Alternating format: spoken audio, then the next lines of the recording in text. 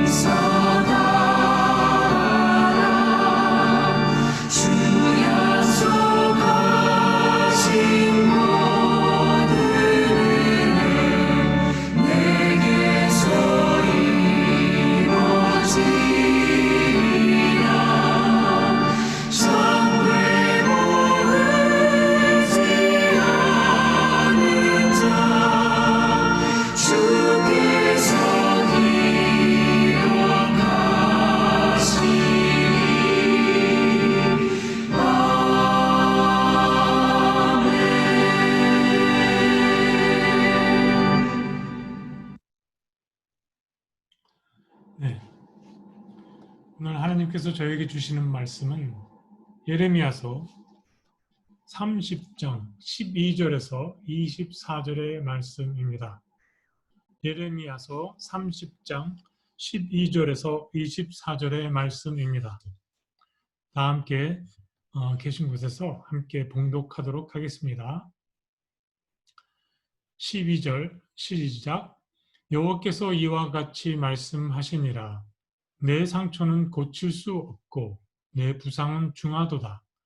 내 성사를 처리할 재판관이 없고 내 상처에는 약도 없고 처방도 없도다. 너를 사랑하던 자가 다 너를 잊고 찾지 아니하니 이는 내 악행이 많고 내 죄가 많기 때문에 나는 내 원수가 당할 고난을 내가 받게 하며 잔인한 징계를 내렸도다. 너는 어찌하여 내 상처 때문에 불을 짓느냐? 내 고통이 심하도다. 내 악행이 많고 내 죄가 허다하므로 내가 이 일을 너에게 행하였느니라.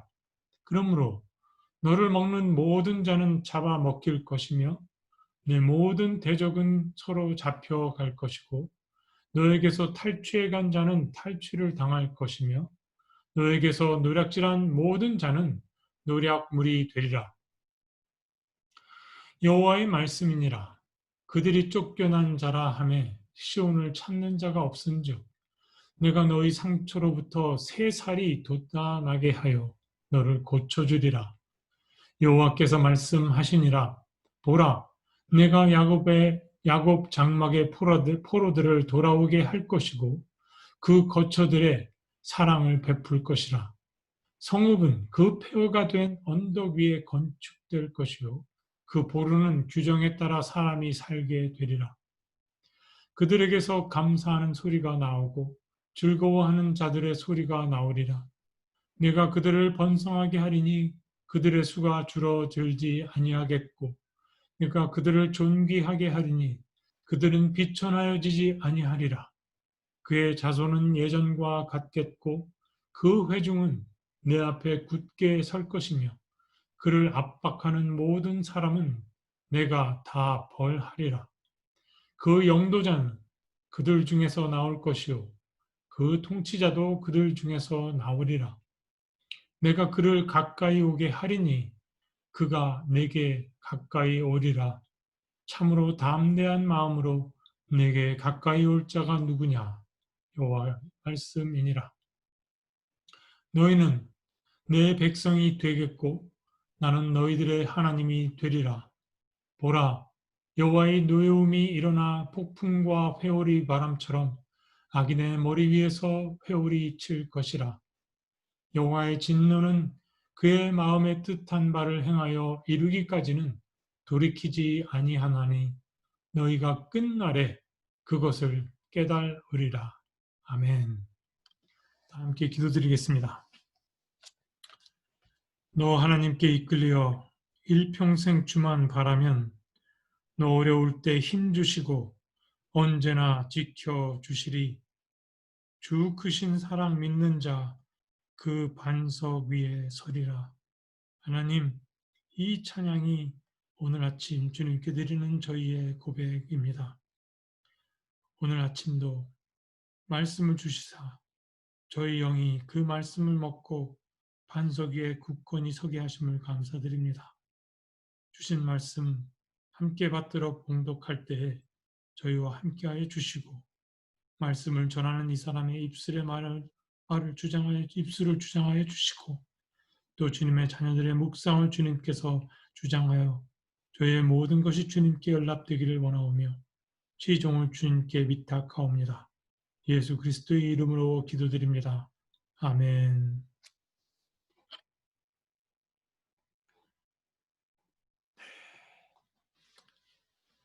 로마서 묵상을 마치고 처음 뵙는 것 같네요. 팬데믹에서 로마서 말씀 묵상으로 우리 신앙의 기초를 돌아볼 수 있었던 시간은 참 감사한 시간이었습니다. 그리고 개인적으로는 특별한 하나님의 섭리였다고 믿습니다. 한 사람의 인생도 한 권의 책도 한 문장으로 요약이 가능하다고 하는데요. 여러분은 이 로마서를 묵상을 다 마치고 난 지금 어떻게 이 로마서를 한 문장으로 요약해 보실 수 있겠습니까? 우리는 생명의 말씀의 진도에 따라서 예레미야서를 지금 묵상하고 있잖아요. 성경 말씀을 묵상을 할 때 구절구절 묵상하는 것도 의미가 있지만은 한 권의 묵상이 끝나고 또 새 책의 묵상을 시작을 할 때 이 두 책을 서로 연결시켜 보는 노력을 해보시길 권장합니다. 그렇게 하다 보면은 성경을 해석하는 자신의 시각이 생기게 되는데요. 이것이 가능한 것은 왜 그런가 하면 성경 전체가 하나님을 증거하고 있기 때문에 그렇습니다. 그런 뜻에서 여러분께 생뚱맞은 질문을 하나 드려보겠습니다. 우리는 왜 로마서 다음에 예레미야서를 묵상하고 있는 것일까요? 다시 말씀드려서 우리는 어떤 맥락으로 로마서와 예레미야서를 연결시켜서 묵상할 수 있을까요? 어려운 질문인가요? 여러 가지가 있을 수 있겠지요. 제가 생각하는 한 가지를 나눠 드리겠습니다. 저는 하나님의 구원의 대상 생각합니다. 하나님의 구원의 역사가 일어나는 범위, 그 스케일을 말하는데요.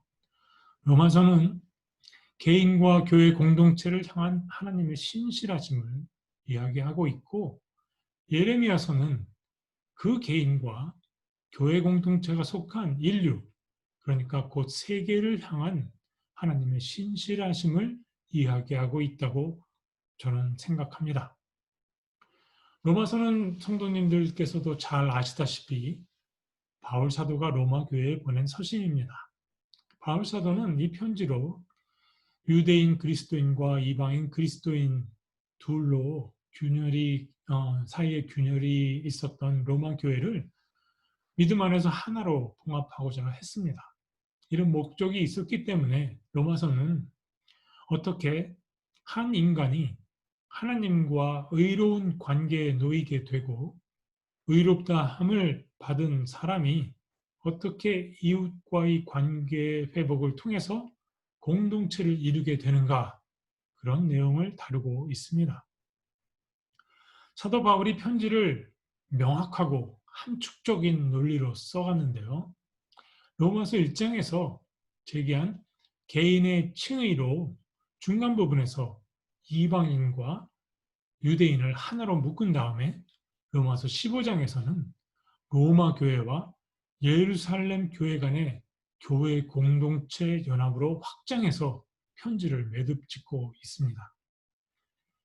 각각의 인물에 대해서 소상히 공부할 기회는 없었는데 편지 마지막 16장에 등장하는 사도 바울이 기억하는 이 35명의 로마 교회 교인들 있지 않습니까? 이 사람들은 그들의 그 삶의 면면이 로마서에 살아있는 증거가 되는 사람들입니다. 그러니까 로마서는 개인의 칭의, 교회, 그리고 기독교 세계 연합을 향한 하나님의 비전을 증거하는 말씀이다라고 저는 요약해 봅니다. 이런 맥락에서 볼 때 예레미야서는 어떤 책인가? 하나님께 의롭다함을 받은 개인과 교회 공동체를 향한 당신의 선하신 뜻, 그 비전을 이루시는 역사의 하나님을 증거하는 책이다라고 저는 생각합니다. 선택받은 인간들과 선택받지 않는 인간들이 뒤섞여 살아가는 인류라는 거대한 시간의 흐름을 주관하시는 살아계신 하나님의 신실하심을 증거하고 있는 것입니다. 우리는 그것을 역사를 향한 하나님의 계획이라고 부르기도 합니다. 예레미야서는 바로 역사서인 것입니다. 예레미야가 살았던 당시 고대 근동 세계 지도를 한번 보여드리겠습니다.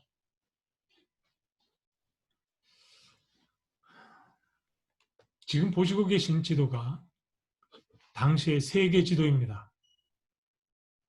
파란색으로 칠해진 지역이 초생달 지역, 영어로는 The Crescent라고 합니다. 여기 바빌론이 있고 아시리아가 있으며 히타이트가 있고 애굽, 이 4강대국이 있습니다. 이 강대국들에 둘러싸인 남유다도 보입니다. 이 시대는 바빌론 제국이 일어나고 그동안 세계를 제패하고 있었던 아시리아가 몰락하는 힘의 균형이 깨지고 있는 대혼란의 시대였습니다. 글씨를 크게 써놓아서 그렇지 이 당시 남유다는 이 열강들, 이 엄청난 파워의 열강들에 의해 좌지우지 이용만 당하는 보잘것없는 존재였습니다. 또 남유다는 지도에서 보시다시피 애굽과 아시리아, 바빌론 사이에 길목에 위치하고 있었기 때문에 여기에 치이고 저기에 치일 수밖에 없었던 형국이었던 것이죠.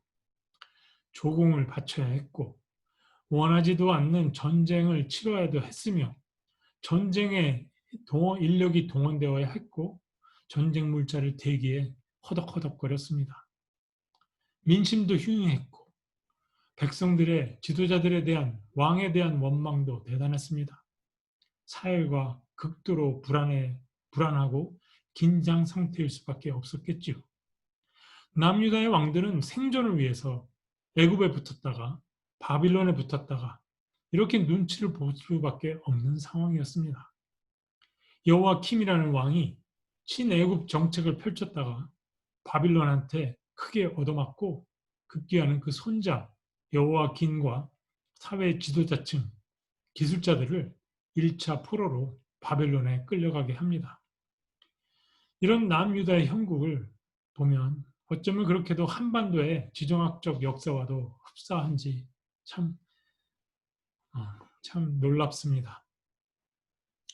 다음으로 보시는 슬라이드는 요시야 왕서부터 남유다가 바빌론 제국에 의해 멸망될 때까지 주요 사건들과 선지자들을 간단히 정리한 것입니다. 예레미야는 나훔, 스바냐, 하박국 등의 선지자들과 함께 이 대혼돈 시대를 살아간 선지자였습니다. 히브리어 성서에는 이스라엘의 역사를 해석하는 두 가지 역사관이 있습니다. 하나는 신명기 역사관이고 다른 하나는 역대기 역사관입니다. 신명기 역사관은 여호와 보시기에 악을 행하였더라. 하나님께 순종하지 않는 결과에 따른 하나님의 심판으로서 이스라엘 멸망에 초점을 두고 있는 인과응보적 역사관입니다. 예레미야서는 신명기 역사관에 속하는 역사서입니다. 역대기 역사관은 이스라엘의 정체성, 이스라엘의 회복에 초점을 두고 있는 역사관입니다. 여기에 해당하는 아주 쉬운 예가 바로 역대상에 나오는 야베스의 기도입니다. 야베스의 기도가 담겨있는 역대상입니다. 자, 그러면 오늘 본문으로 들어가 보도록 하겠습니다. 오늘 본문은 우리에게 무엇을 말해주고 있을까요? 읽으시는데 어려움은 없으실 겁니다. 예레미야 선지자는 우리에게 오늘 본문을 통해서 하나님 역사의 원리를 증거하고 있습니다. 세 가지로 요약을 해보겠습니다. 첫째는 하나님은 허용적 의지, 영어로는 permissive will, 이 허용적 의지를 갖고 역사하신다입니다. 하나님은 죄를 혐오하시기 때문에 죄와 결코 함께 하실 수가 없는 분이시기 때문에 하나님은 당신의 백성이 죄에서 돌이키도록 하고 싶어 하십니다. 허용적 의지란 이러한 당신의 선하신 뜻을 이루시기 위해서 하나님은 악도 사용하신다는 말씀이십니다. 그러나 악은 하나님의 섭리하에 결국에는 종말을 맞이하게 됩니다.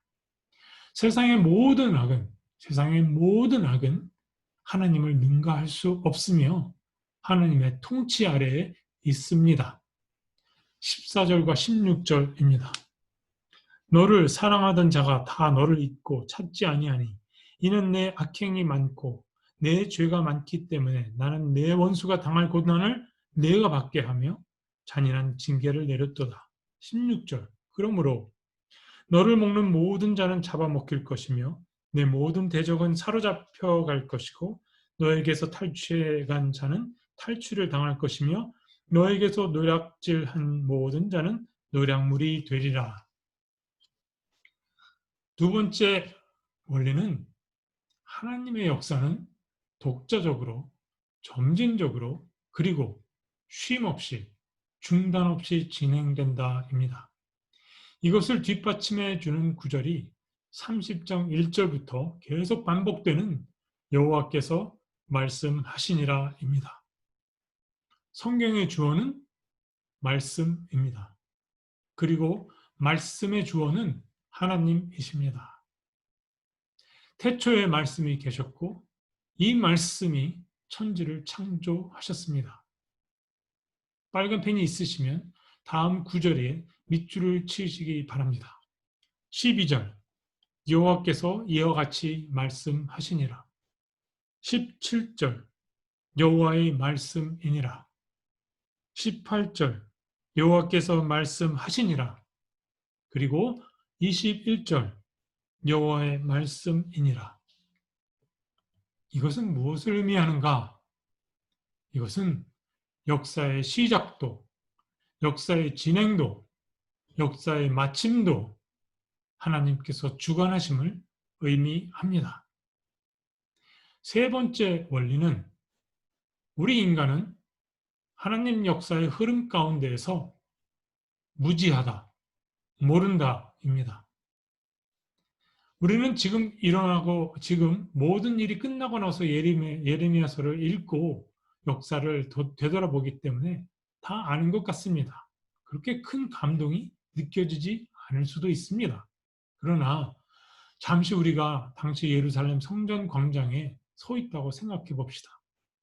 한쪽에서는 초라한 머리에 피도 마르지 않는 애송이 같은 젊은 청년 하나가 바빌론에 의해 이스라엘이 심판을 받을 거다라고 외치고 있습니다.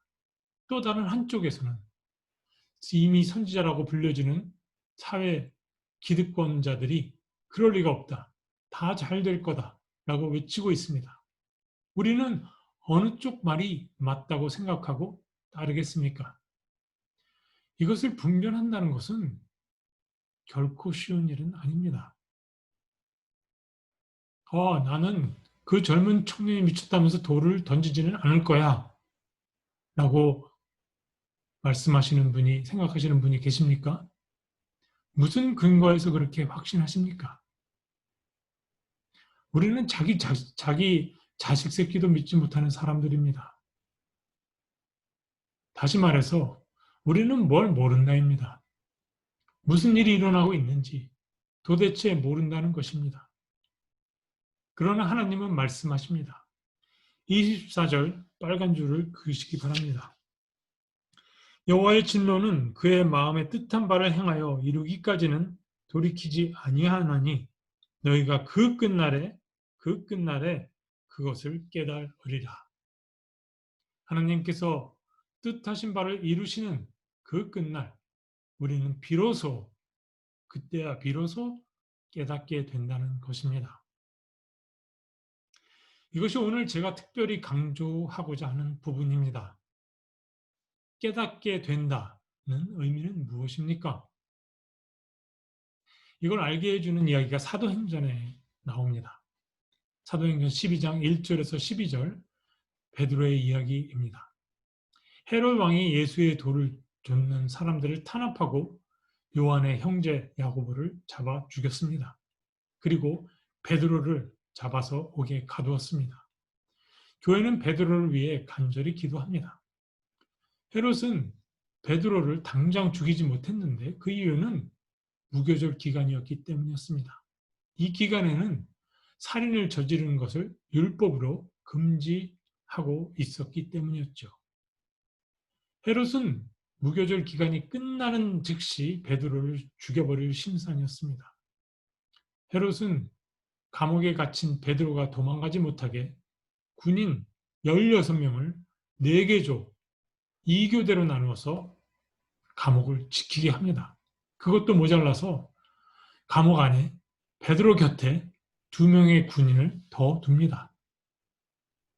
헤롯이 왜 이렇게 했을까요? 그것은 사도행전 5장에 대제사장과 사두개인들이 잡아서 옥에 가둔 사도들이 하나님의 사자의 도우심으로 옥에서 풀려난 사건 때문이었습니다. 아이러니컬하게도 헤롯은 이 이야기를 마음에 두고 있었습니다. 그래서 철저하게 베드로를 감시했던 것입니다. 이제 무교절의 마지막 날, 마지막 밤이 되었습니다. 날이 새면 베드로는 살기등등한 헤롯에 의해 죽임을 당할 운명이었습니다. 그런데 이 절대절명의 운명의 순간에 주의 사자가 나타나셨습니다. 그리고 옆구리를 쿡쿡 찔러서 잠자는 베드로를 깨우고 쇠사슬을 벗기고 신을 신기고 겉옷을 입게 하시고 따라오라 하십니다. 베드로는 천사가 하라는 대로 따라합니다. 베드로는 이게 생시인가 꿈인가 비몽사몽 상태였습니다. 천사를 따라서 첫째 웅문 경비를 지나고 둘째 웅문 경비를 지나서 시내로 나가는 쇠문에 당도합니다. 그리고 쇠문이 쫙 열리고 천사는 휙 호련히 사라집니다. 그때 베드로가 정신이 들어 말합니다. 11절, 12절입니다. 제가 봉독하겠습니다. 내가 이제야 참으로 주께서 그의 천사를 보내어 나를 헤롯의 손과 모든 유대 백성의 기대에서 벗어나게 하신 줄을 알겠노라 하여 깨닫고 정신이 들어 마가라 하는 요한의 어머니 마리아의 집에 가니 여러 사람이 거기에 모여 기도하고 있더라. 예수님을 3번이나 부인한 베드로를 찾아주신 부활하신 예수님. 평생 그 악몽 같은 현실의 트라우마에 갇혀 살았어야 했을 이 베드로는 그 예수님께 얼마나 송구하고 감사했을까요? 베드로는 이후 초대교회의 사도들 가운데 리더가 되어서 교회를 세워 나가게 됩니다. 그런 베드로에게 인생의 마지막 순간이 찾아온 것입니다. 그 운명에 자신을 맡기는 수밖에는 달리 할 것이 아무것도 없는 그런 상황이었습니다. 옥에 갇힌 베드로는 무슨 생각을 했겠습니까?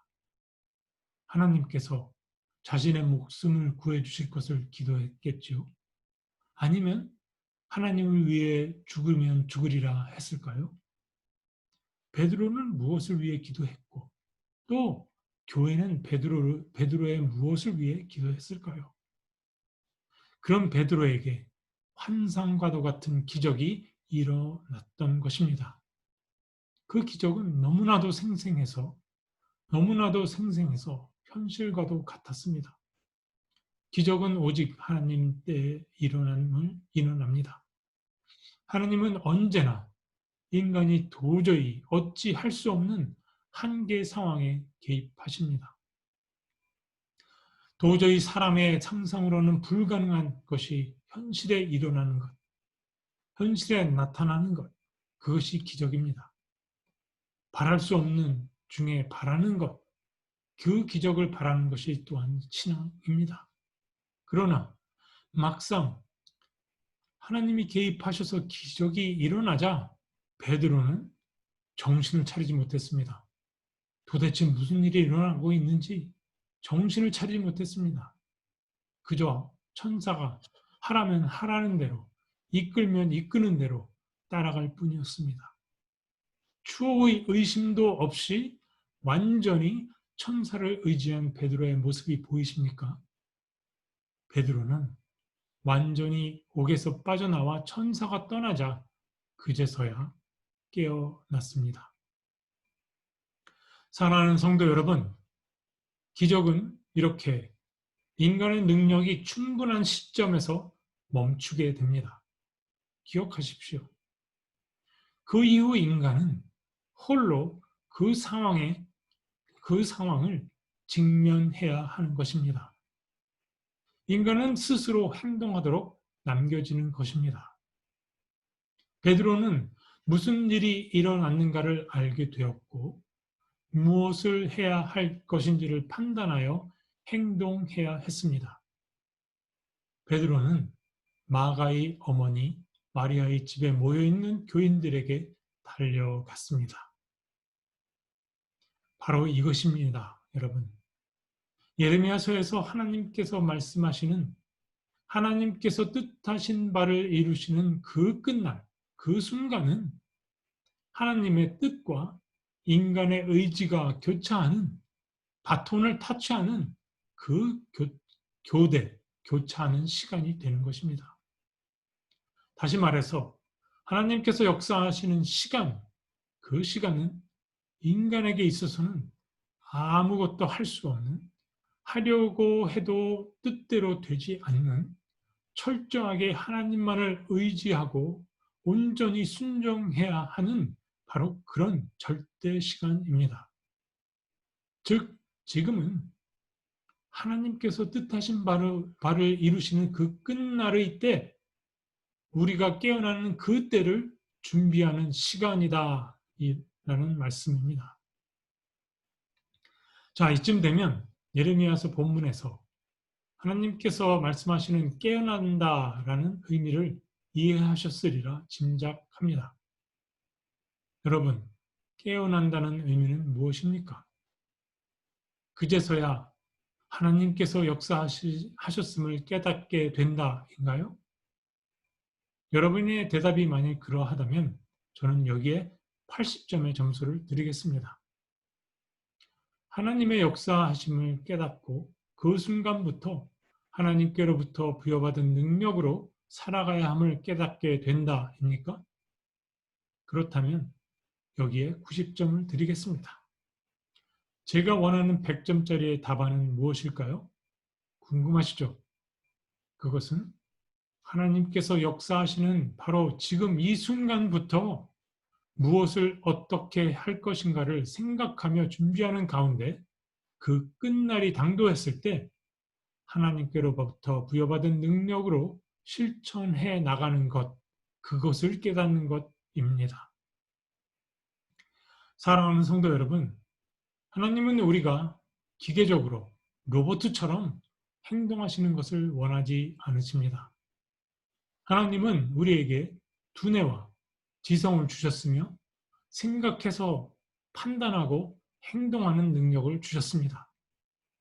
기적이 이루어진 후에 홀로 남겨질 때 하나님은 우리에게 위임하실 것입니다. 그때부터 우리는 하나님께서 부여해 주신 능력으로, 재능을 갖고 두려움과 떨림으로 구원에 이르기를 힘써야 할 것입니다. 이것이 오늘 예레미야서를 통해서 하나님께서 우리에게 들려주시고자 하는 메시지라고 저는 생각합니다. 말씀을 정리하면서 마치도록 하겠습니다.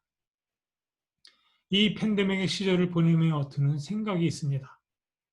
예레미야 시대의 바벨론에 의한 멸망을 목전에 둔 풍전등화와 같은 이스라엘도 그러했고, 내일이면 죽을 운명인 옥에 갇힌 베드로도 그러했듯이 팬데믹의 위협과 나라와 나라, 민족과 민족 간의 갈등과 분열이 소용돌이치는 이 역사의 혼돈 속에서 그 역사의 주관자 되신 하나님께서 우리를 품고 계십니다.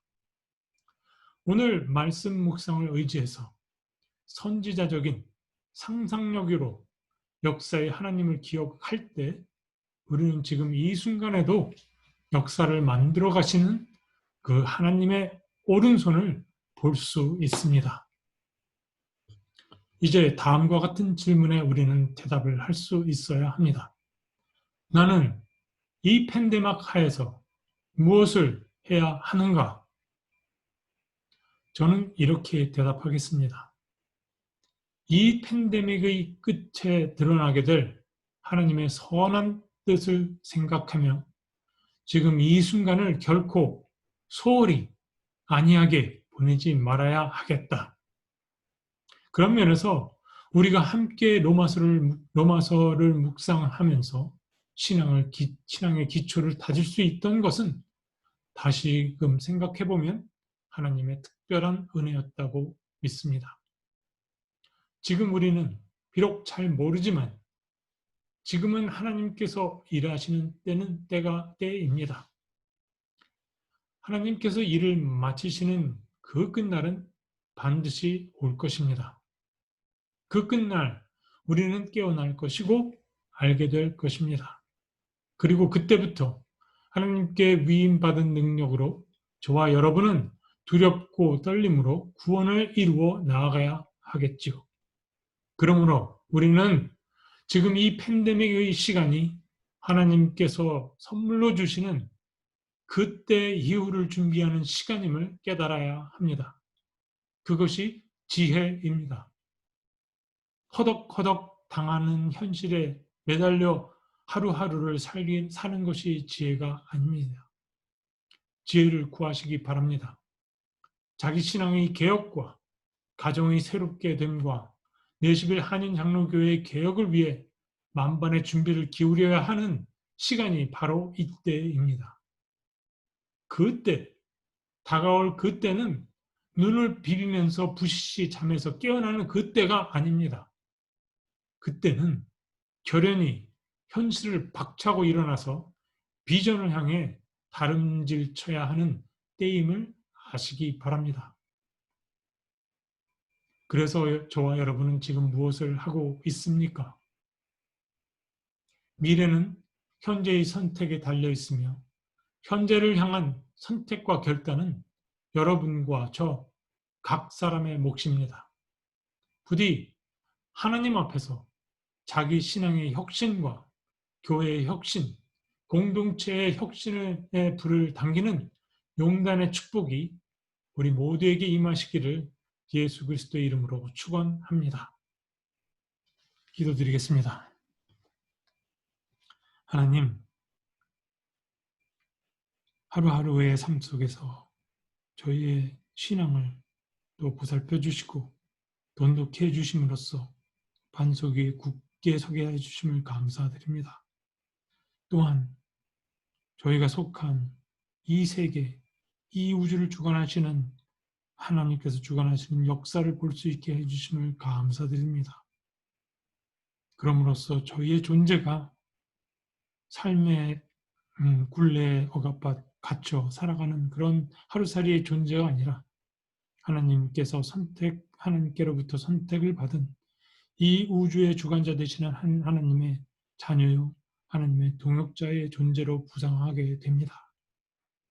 하나님, 이 크신 은혜를 감사드리오며 저희의 처한 현실 속에서 이 처한 현실이 저희를 얼마나 크게 겁박하고 압박을 할지라도 저희의 위치와 하나님 안에서의 저희의 선택받음을 기억하고 그 주신 능력으로 살아가게 하시고 오늘 하루도 하나님께 찬양하며 기쁨과 즐거움과 희락으로 화평으로 살아가게 하옵소서. 아버지 하나님, 역사의 하나님을 늘 마음에 기억하며 오늘 지금 이 주어진 시간이 그 날을 준비하는 그 날의 분연이 일어서서 푯대를 향하여 다름질쳐 나가는 그 시간을 되게끔 지금 현재를 준비하게 하옵시고 준비하는 저희들이 되게 하옵소서. 이 모든 말씀을 우리 주 예수 그리스도의 이름으로 기도드리며 주께서 가르쳐 주신 기도로 마칩니다. 하늘에 계신 우리 아버지요, 이름이 거룩히 여김을 받으시오며 나라가 임하옵시며 뜻이 하늘에서 이루어진 것 같이 이 땅에서도 이루어지이다. 오늘날 우리에게 일용할 양식을 주옵시고 우리가 우리에게 죄 지은 자를 사하여 준 것 같이 우리 죄를 사하여 주옵시며 다만 악에서 구하옵소서. 대개 나라와 권세와 영광이 아버지께 영원히 있사옵나이다. 아멘. 네, 함께해 주신 여러분들께 감사드립니다. 오늘 함께 나눈 묵상으로 오늘 하루도 역사의 흐름 속에서 한 부분을 승리로 장식하는 마무리하시는 그런 하루가 되시길 축원드립니다. 감사합니다.